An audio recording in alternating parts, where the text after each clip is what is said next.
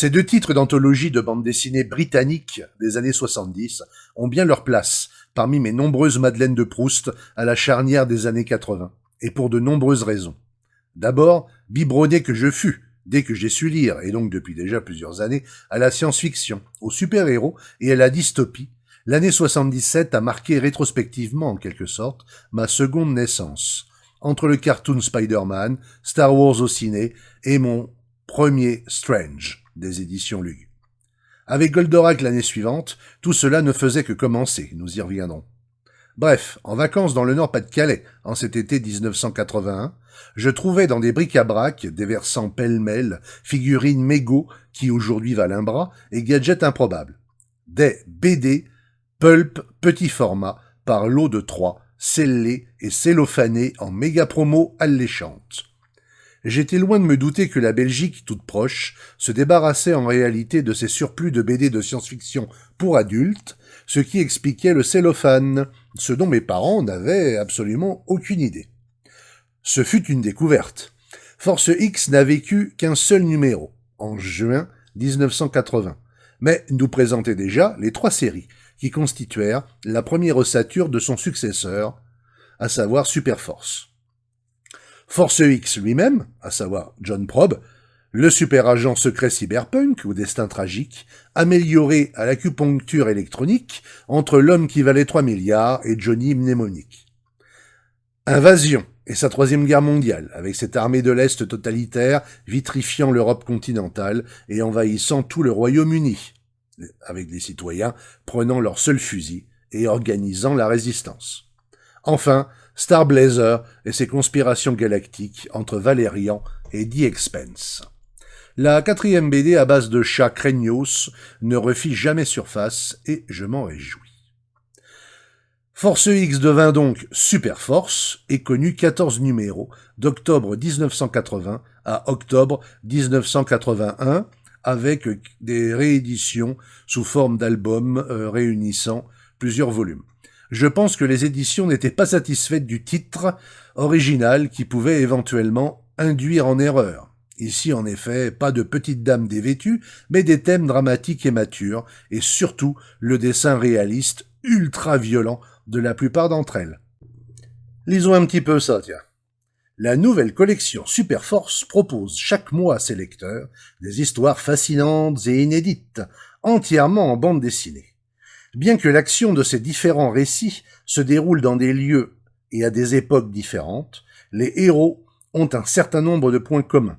Intelligents et audacieux, tenaces et rusés, ils sont animés par l'esprit de justice et le désir de vaincre. Ce sont ces qualités qui font d'eux les êtres exceptionnels qui animent chaque mois les aventures passionnantes publiées dans la collection Superforce. Pour 4,50 francs. Mon journal, édition Aventure et Voyage, collection périodique.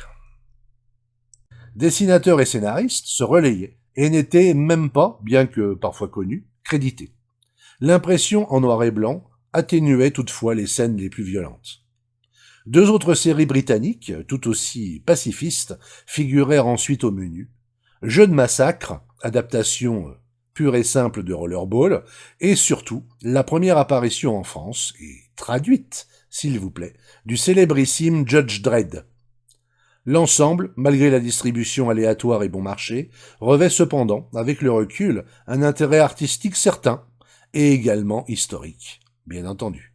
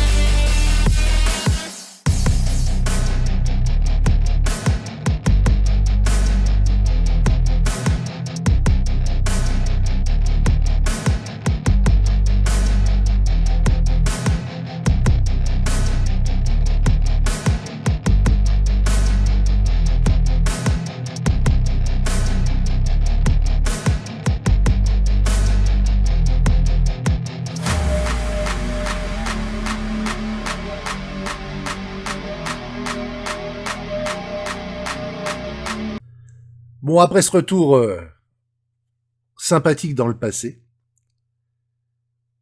une dernière petite surprise. L'année suivante, dans un magazine de fantastique et de SF très connu, eh bien, Judge Dredd a été enfin adapté en grand format dans 2 numéros de Métal Hurlant que je vous propose de feuilleter maintenant avec moi, page par page. C'était donc la première véritable diffusion dans la presse, mais c'était déjà sorti dans Superforce. Plusieurs aventures. D'ailleurs, pour ceux qui seraient intéressés par certaines séries, qui étaient diffusées dans Superforce, mais dont l'apparition a donc été interrompue, en fait, au 14e numéro, et qui n'était pas terminée, comme par exemple Jeu de Massacre. Jeu de Massacre, c'était pas fini. Eh bien, en fait, on doit pouvoir trouver des anthologies en anglais, en fait, voilà, des éditions anglaises anthologiques. C'est pareil d'ailleurs pour Force X, pour notre John Probe. Mais par contre, ça sera en anglais. Pour la parution française, il me semble que ça a été diffusé dans des magazines de l'époque, au début des années 80. Mais ça doit être un petit peu compliqué à trouver maintenant. Donc, eh ben, bon courage à vous.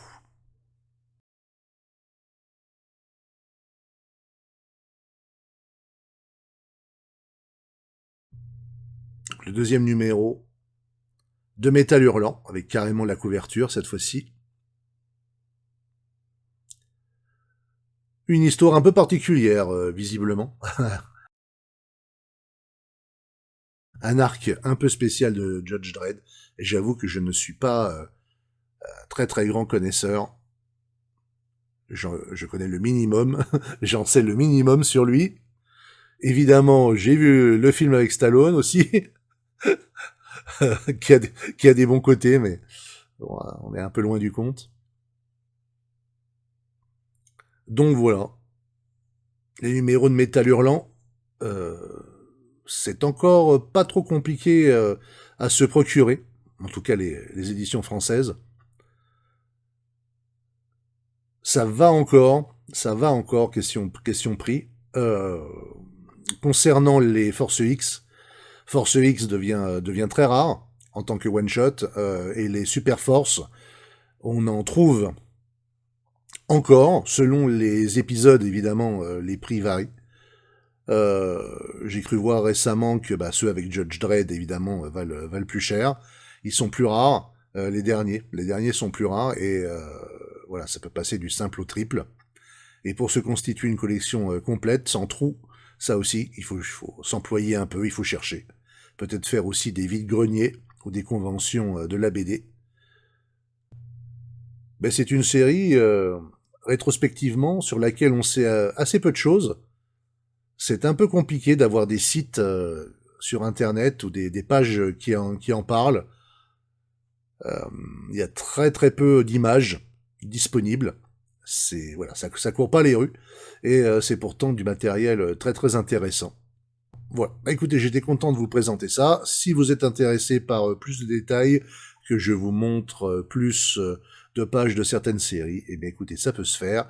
N'hésitez pas à faire vos demandes dans les commentaires. Merci à tous. À très bientôt pour une autre vidéo ou un live. Ciao.